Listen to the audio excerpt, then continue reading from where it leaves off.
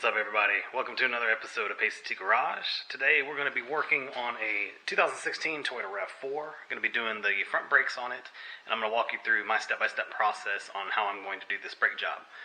First thing is safety first. Make sure you have all your proper PPE on. Today what we're going to be using is safety glasses, gloves. For the first part of this process, we're going to jack up the vehicle, and I'm going to do each side one at a time so that we don't have to overload either a jack stand or a jack or have all of our tools dispersed throughout the garage. So these are the tools that I'm going to use. Wheel chock for the back of the car. We're going to have a jack stand. It's adjustable. And then we're also going to have our 3-ton jack right here. And I'm going to walk you through the process of how I go ahead and set that all up.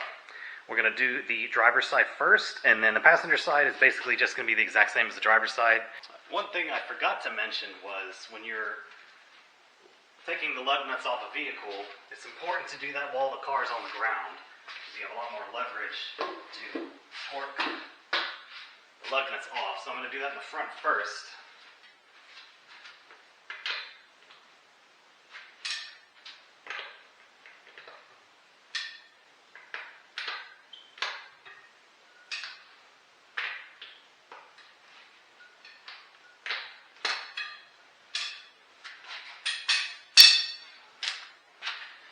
Now that the lug nuts are broken free on the front wheel, we can go ahead and start jacking up the front of the car, and then we will set the jack stand once the wheel is off the ground enough for us to pull it off.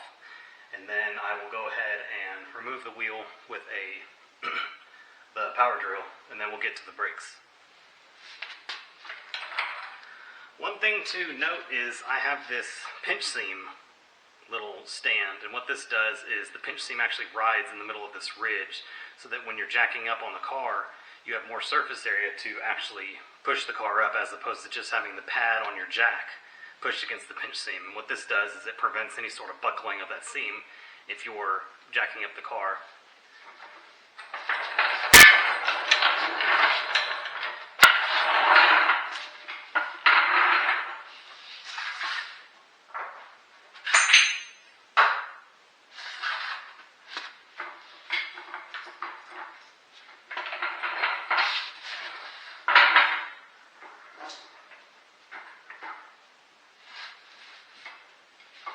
Make sure your jack is tight, and then go ahead and raise it up slowly until the front wheel is off the ground.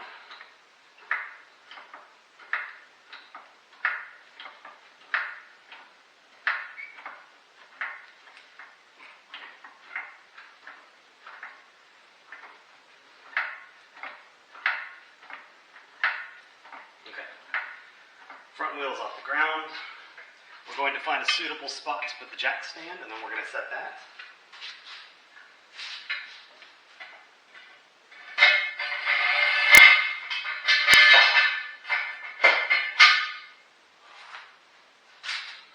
A little bit higher.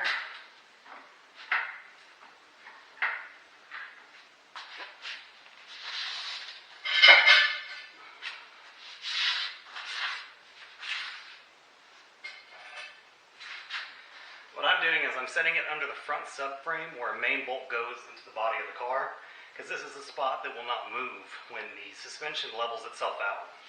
If you put it under a control arm or something of that sort, the control arm will be able to flex, because that's the whole point of the suspension system. So now I'm going to slowly lower the car.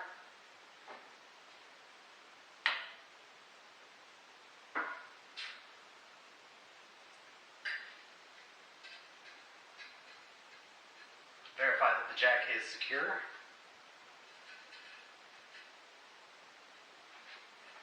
And then I'm going to remove the jack itself. Another smart thing to do once you have the jack stand set up on the vehicle is you're going to want to reset your wheel chock, just kicking it underneath the tire. And then you want to jostle the vehicle where the jack is located. So we're just going to push a little bit on this wheel. That way we make sure that when we're doing any sort of manipulation of the vehicle, there's not going to be any sort of abrupt movement that's going to shift the jack stand. All right, in the next section we're going to take the wheel off, and then we're going to go ahead and get the brake caliper apart so that we can get the pads out.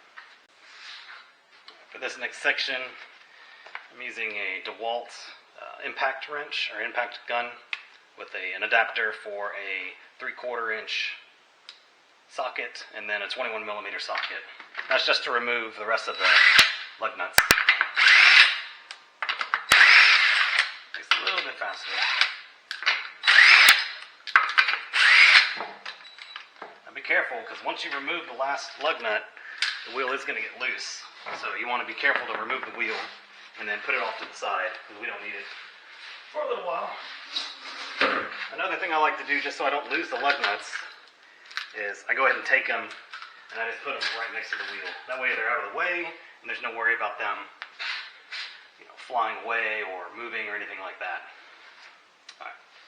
The next section of this, what we're going to do is we're actually going to be replacing or taking apart these two bolts.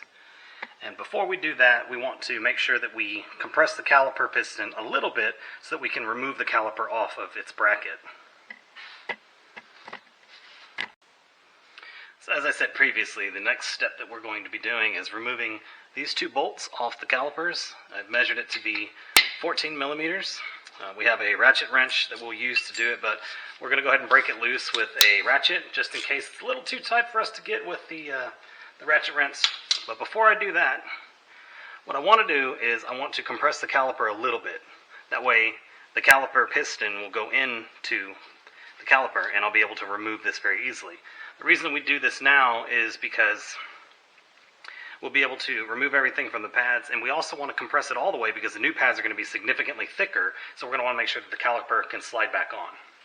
So I'm going to go ahead and grab a screwdriver, and we're going to use that to pry between the pad itself and the caliper so that we can go ahead and wiggle some extra room to compress the piston back into the caliper itself.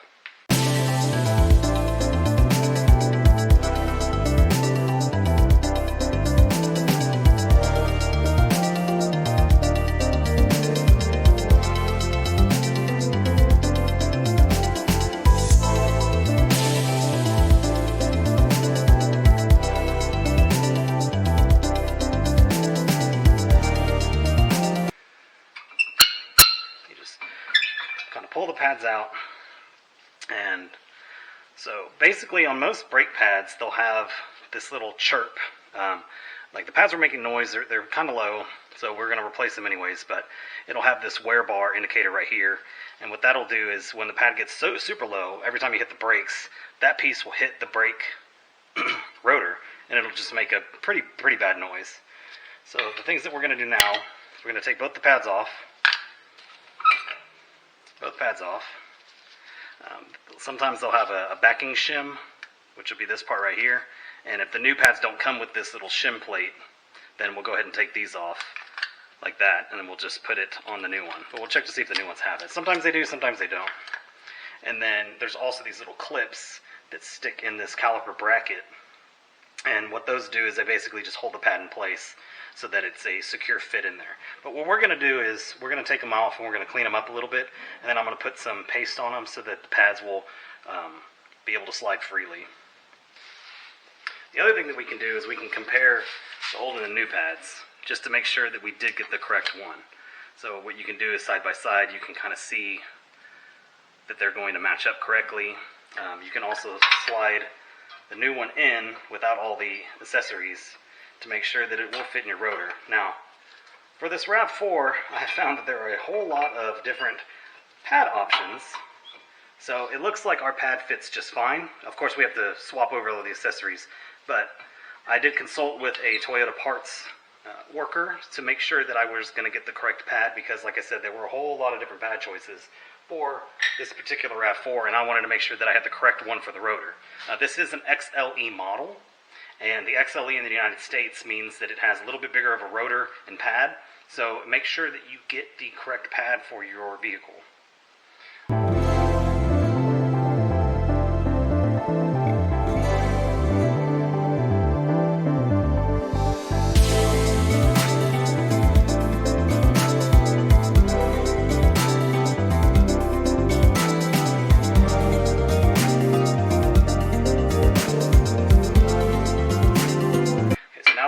Equipment out from the caliper.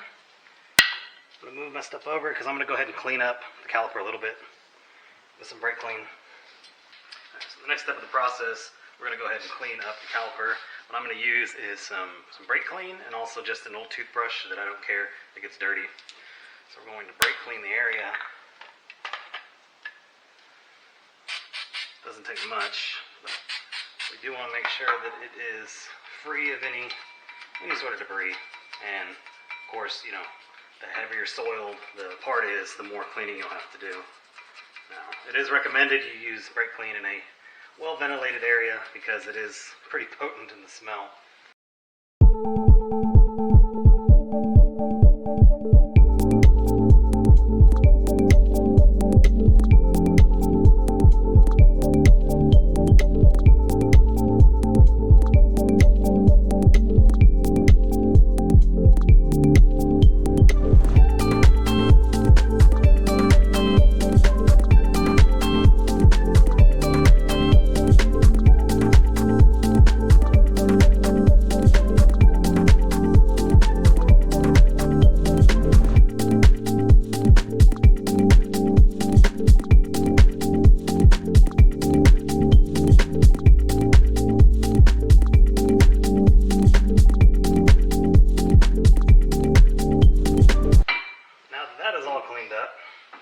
Next step, what we're going to do is we're going to compress the caliper.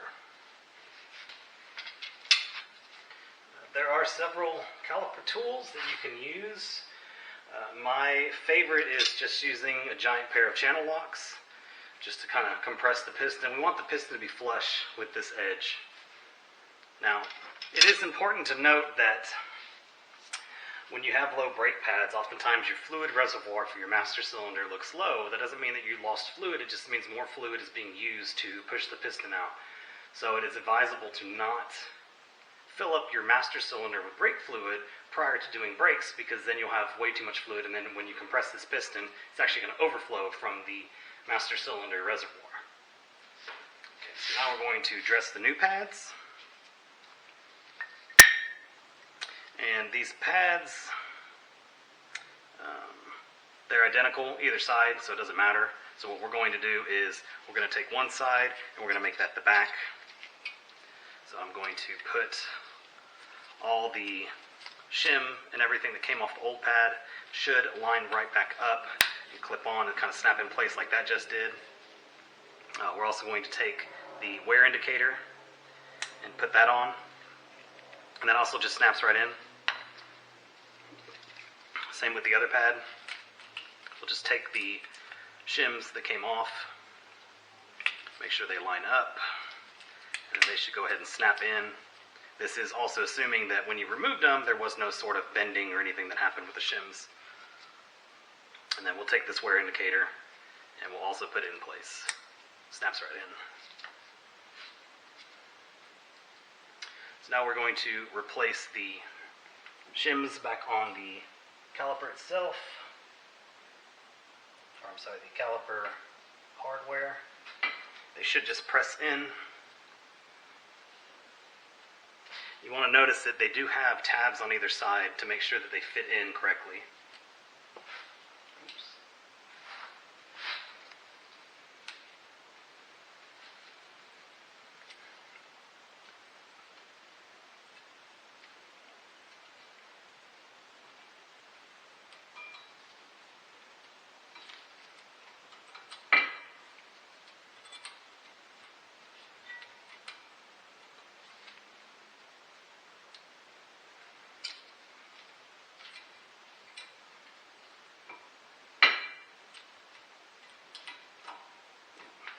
Presses right in. Now, there are several different brake pastes that you can use. This is an example of brake paste and also stop squeal that you can put on the pad. We're not going to worry about the stop squeal. If the new pads do make excessive noise, then I will end up taking them back off, putting some of this on there, letting it soak in. But for right now, we're just going to use paste. I happen to have some extra paste that I've had for years of being an auto technician, so I'm just going to continue to use this. Oftentimes when you buy pads from an auto parts store, they'll come with a little bit of paste that they add. So,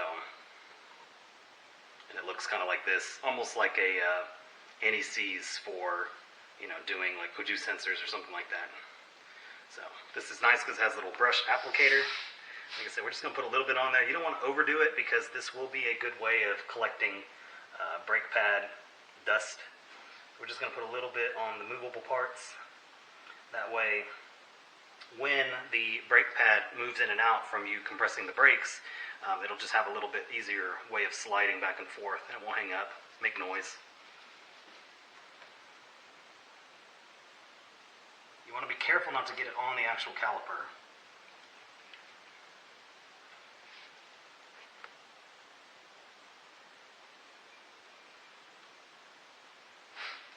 Another thing you can do is also lubricate the edges of the brake pad that fits into the caliper bracket.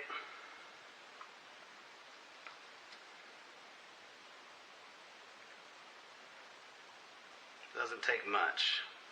Just a little dab on both sides.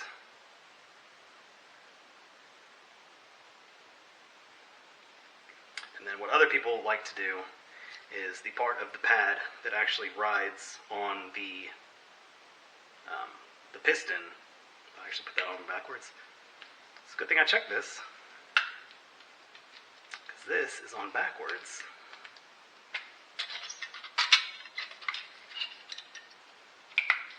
Metal part goes on first, and then that part. Okay, so another thing that people like to do is to lubricate kind of the part of the pad that sticks to the caliper itself. And again, you don't want to go too crazy, but it is another spot that could have friction.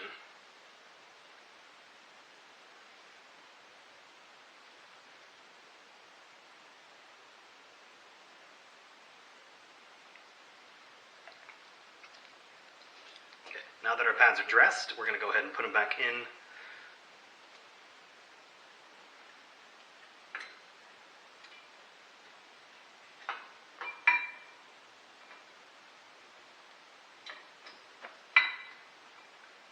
They slide right in. And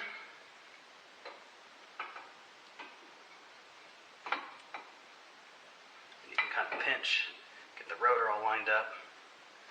So now our new pads are installed. The next thing we have to do is compress the caliper piston so that we can go ahead and slide that back on, reinstall the hardware, and then we will be done with this side. Now what I like to do is hold on to the old pads so I can use it against the piston itself. Because what we're going to do is we're going to compress it. Basically, we're going to grab it with the adjustable channel locks and compress them that way. So I'm going to use the old pad as just a way for it to not damage the piston. I'm going to adjust make sure that I have enough leverage.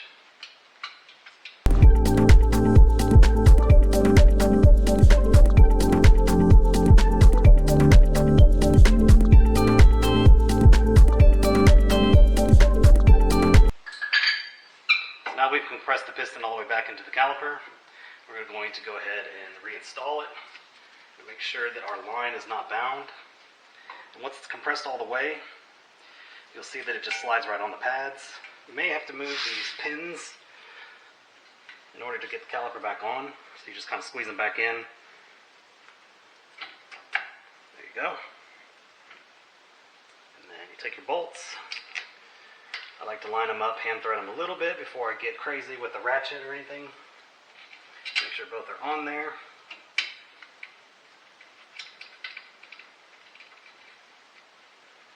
Okay.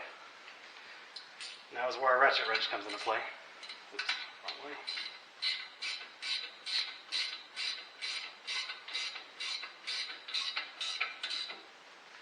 Okay. Butt them up.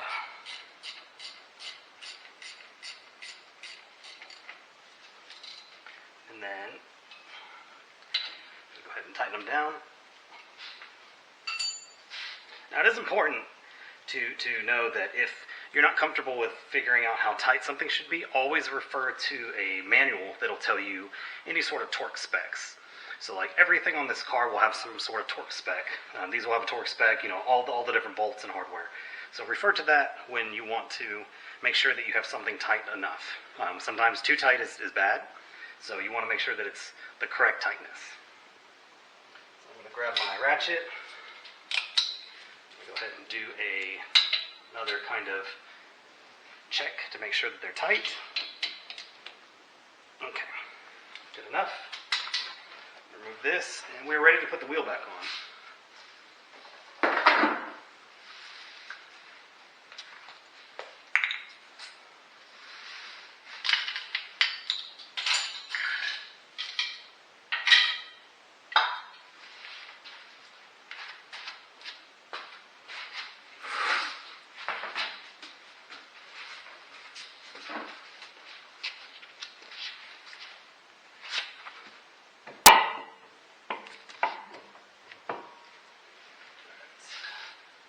If you're like me and you put your lug nuts right next to the wheel, you can easily grab them, thread a couple of them on to make sure that the wheel goes on just fine.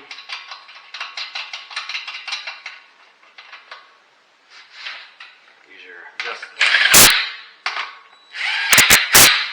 There you go. Now, we're definitely going to torque these to spec. Nothing is worse than having a wheel that comes off while you're driving. And I absolutely do not want to make sure that that does not happen.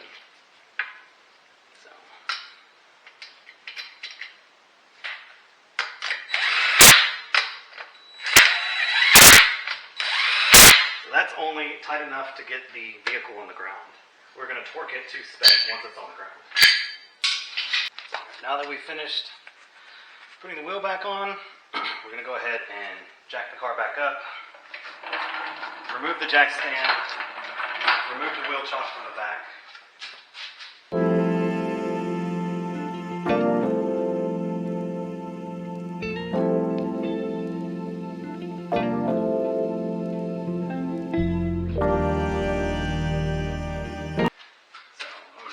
Torque wrench. I'm going to put the 21mm socket on there, and then you're going to want to torque it in a star pattern. Now what that means is you're going to want, if you start at this lug nut for example, you want to move in a star pattern in order to torque the wheel on correctly. Again, like if you start on this one, you're going to want to go across, over, up, down, and then back to the original. If it's a 4 lug or a 6 lug, what you'll do is you'll do one and then the one exact opposite of it, and then the other one exact opposite of that.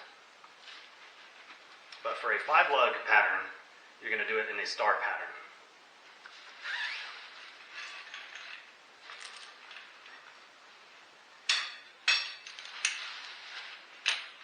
I'm going to set my torque wrench to the correct manufacturer specs.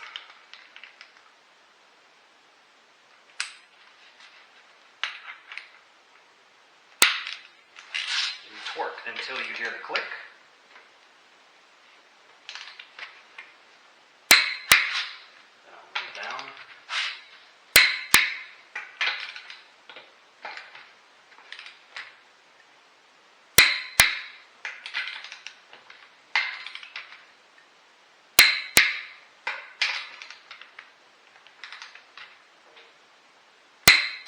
You want to be careful to not bounce it and be very smooth with your stroke. That way you don't get in sort of an erroneous reading. And I like to go back and check just to make sure that everything is tight.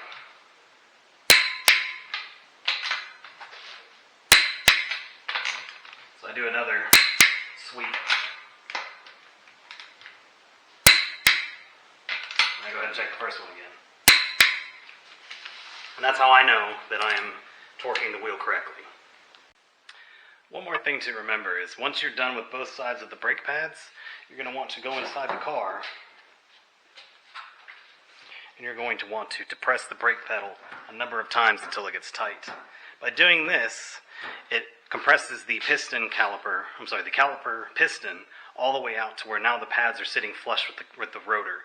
If you do not do this, you will not have good brakes when you are moving the vehicle. So it is imperative that once you are done putting all the stuff back together on the front wheels or the rear, if you're doing a rear brake job, is to pump the brake pedal until it gets tight.